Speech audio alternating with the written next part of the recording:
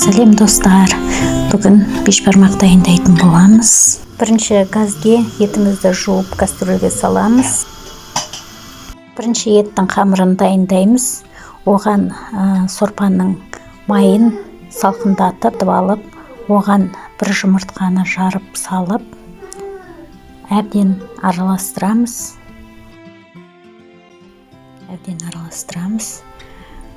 Еттің қамырына жұмыртқа салғаннан қамырымыз езілмейді. Әбден араластырып алып,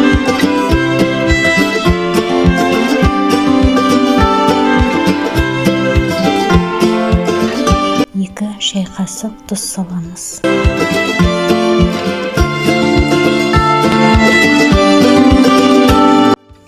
Енді аз-аздан електен өткен ұнымызды салып, қамыр елейтін боламыз.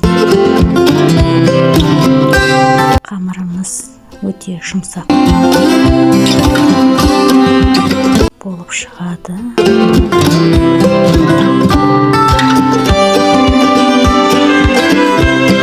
Аз-аздап салып, елеп отырамыз осылай.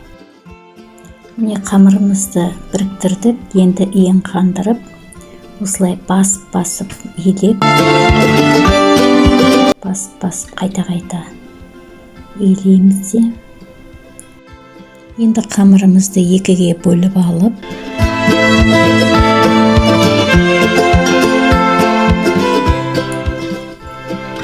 дөңгелектеп басып, иін қандырып қоямыз. Енді ұнымызды сеуіп алып, қамырымызды елейтін боламыз. Ұнымызды сеуіп алып, қамырымызды басып, үстінен қайта басып, елеуге дайындап аламыз.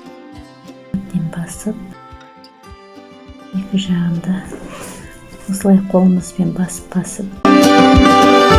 дайындаймыз да, оқтаумен нанымызды жазамыз.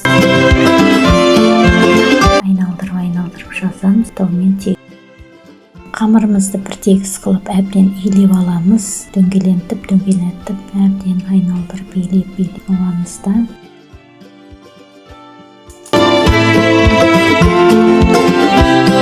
Енді нанымызды жұп-жұқа қылып елейміз. Езілмейтін, жыртылмайтын.